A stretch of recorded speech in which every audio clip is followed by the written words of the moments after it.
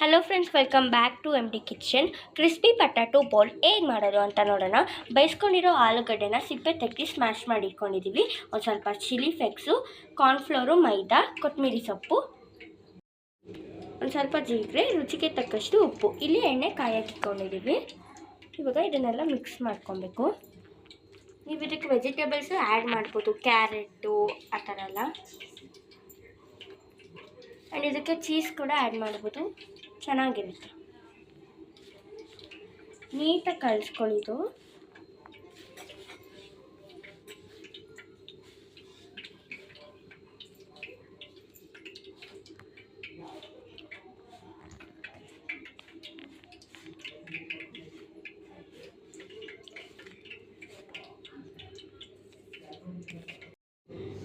ಒಂದು ಸ್ವಲ್ಪ ನೀರು ಹಾಕ್ಕೊಳ್ಳಿ.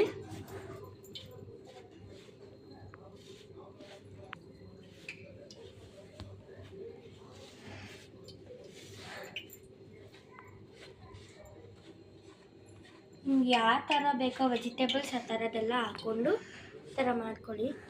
ಯಾರ್ಯಾರು ಮಕ್ಕಳು ವೆಜಿಟೇಬಲ್ಸ್ ತಿನ್ನಲ್ವೋ ಅವ್ರಿಗೆ ಈ ಥರ ಮಾಡಿಕೊಟ್ರೆ ಆರಾಮಾಗಿ ತಿಂತಾರೆ.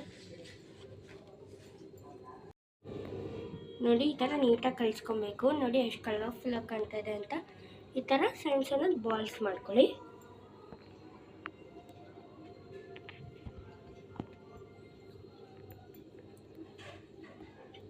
ಸಣ್ಣ ಸಣ್ಣದಾಗಿ ಮಾಡ್ಕೊಳ್ಳಿ. ನಿಮ್ಗೆ ಬೇಕಾದ್ರೆ ದೊಡ್ಡದು ಮಾಡ್ಕೊಳ್ಳಿ, ಆಪ್ಷನಲ್ಲಿ ಇದು ಸಣ್ಣ ಸಣ್ಣದಾಗಿ ಮಾಡ್ಕೊಳ್ಳೋದು.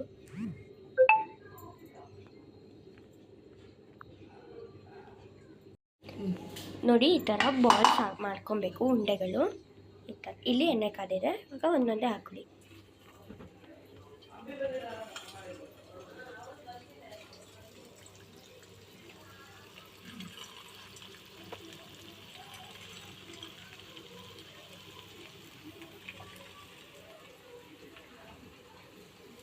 ಹಾಕೊಂಡು ಫ್ರೈ ಮಾಡಬೇಕು. ಒಂದು ಬ್ರೌನಿಶ್ ಟರ್ನ್ ಆಗೋವರೆಗೂ ಮಾಡ್ಕೊಳ್ಳಿ.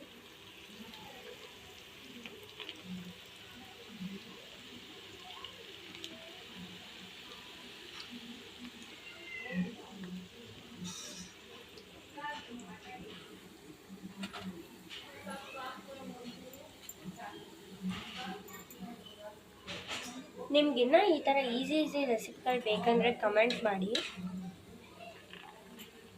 ಮಕ್ಕಳು ಸ್ನ್ಯಾಕ್ಸ್ ಕೇಳಿದಾಗ ಈಸಿಯಾಗಿ ಮಾಡ್ಕೊಳ್ಳೋದು ಇದೊಂದೇ.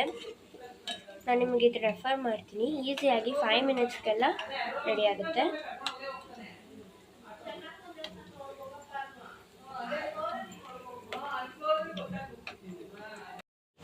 ನೋಡಿ ಹೆಂಗಿಟ್ಟಿದ್ದು, ಹೆಂಗೆ ಬ್ರೌನಿಶ್ ಕಲರಾಗಿ ಟರ್ನ್ ಆಯಿತು ಅಂತ. ಇದರ ಕೆಚಪ್ ಜೊತೆ ಸಾಯಂಕಾಲದ ಟೀ ಕಾಫಿ ಜೊತೆ ತುಂಬ ಚೆನ್ನಾಗಿರುತ್ತೆ ತಿನ್ನೋಕ್ಕೆ. ನೋಡಿ ಹೆಂಗೆ ಸೌಂಡ್ ಬರ್ತಿದೆ. ವಾವ್,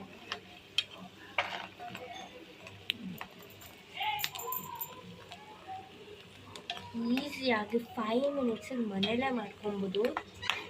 ತುಂಬಾ ಚೆನ್ನಾಗಿರುತ್ತೆ. ನೀವು ಟ್ರೈ ಮಾಡಿ ನೋಡಿ.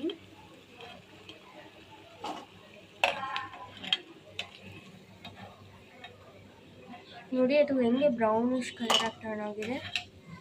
ಕೆಚಪ್ ಜೊತೆಲ್ಲ ತಿನ್ಬೋದು.